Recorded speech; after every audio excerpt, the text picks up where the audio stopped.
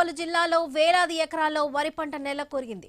కోసిన చెట్ల పంట వరదకు కొట్టుకుపోయింది. పత్తి మొక్కలు నీట తడవడంతో రైతులు తేమ శాతంపై ఆందోళన వ్యక్తం చేస్తున్నారు. రైల్వే స్టేషన్లలో రైళ్లు ఎక్కడికక్కడ నిలిచిపోయాయి.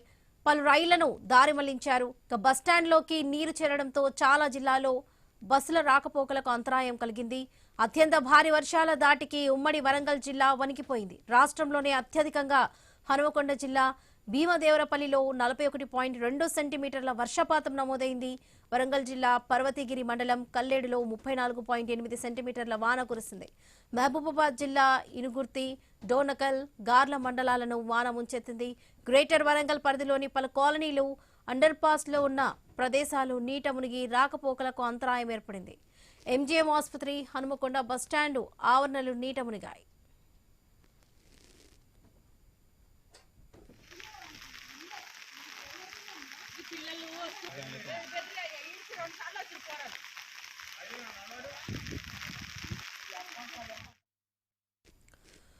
ఉమ్మడి నల్గొండ జిల్లాను వర్షాలు వరదలు అతలాకుతలం చేశాయి. యాదాద్రి భువనగిరి జిల్లా ఆత్మకూరు, అడ్డగూడూరు, ఆలేరు మండలాలు వాగులు పొంగాయి. మూసు పొంగడంతో పలు మండలాల మధ్య రాకపోకలు నిలిచాయి. సూర్యాపేట, నల్గొండ జిల్లాలో పాఠశాలలను వరద చుట్టుముట్టింది.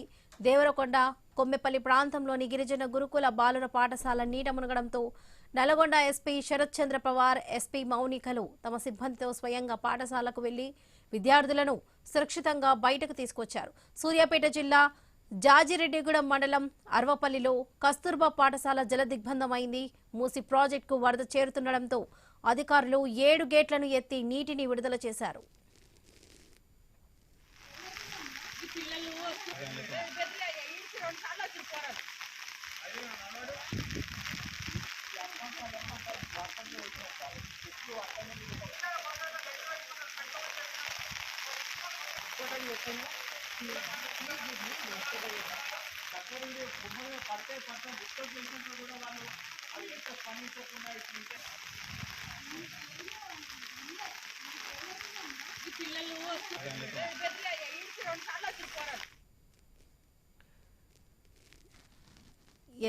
మోంతా తుఫాన్ తెలంగాణపై ప్రభావం పడుతుంది.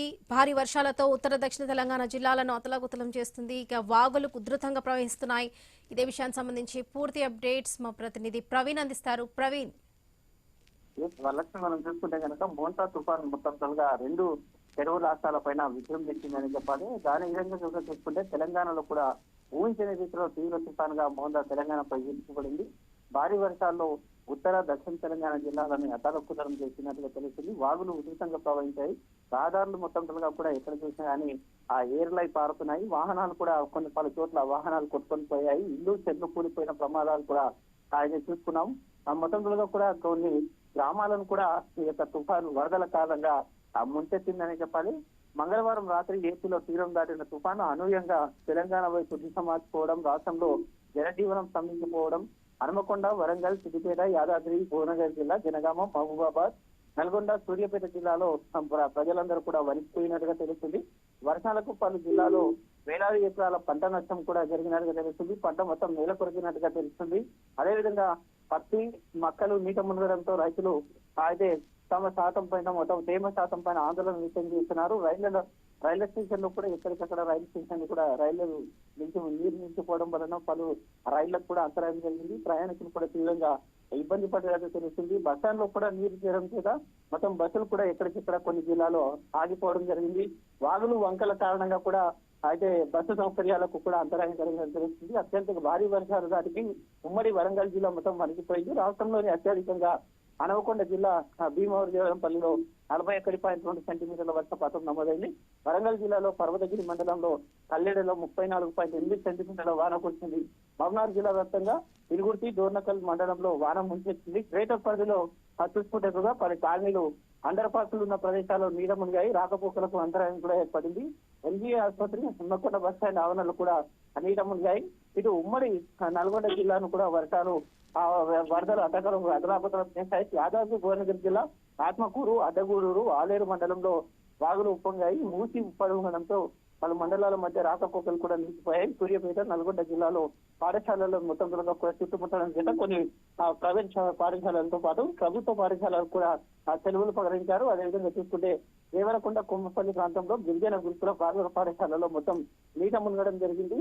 ఆ నీట మునిగినంతో నల్గొండ ఎస్పీ శరత్ చంద్ర పవార్, ఆ ఏఎస్పీ మౌనికలు తమ సిబ్బందితో స్వయంగా పాఠశాలకు వెళ్లి విద్యార్థులను సురక్షితంగా బయటకు తీసుకొని వచ్చారు. సూర్యాపేట జిల్లాలో కూడా భారీ వర్షం కురవడంతో మొత్తం కూడా కస్తూర్బా పాఠశాల జలసిపోయింది. మూసి ప్రాజెక్టు వరద చేరడంతో అధికారులు ఏడు గేట్లను ఎత్తి నీటిని విడుదల చేస్తున్నారు. ఇటు జీహెచ్ఎంసీ ప్రాంతంలో కూడా అయితే జంట జలాశయాలైనటువంటి ఏవైతే ఉస్మాన్ సాగర్ కానీ హిమాయత్ సాగర్ కానీ వాటి గేట్లను చేసి దిగువకు నీటిని విడుదల చేస్తున్న క్రమం లోపల ఈ యొక్క ఆ మూసి పరిసర ప్రాంతాల్లో ఉండేటటువంటి ఆ ప్రజలను కూడా అధికారులు అలర్ట్ చేస్తున్నారు. నిన్నటి నుండి కూడా భారీ వర్షాలకు హైదరాబాద్ కూడా అతలకుతం అవుతుందని చెప్పాలి. Right Praveen, thank you.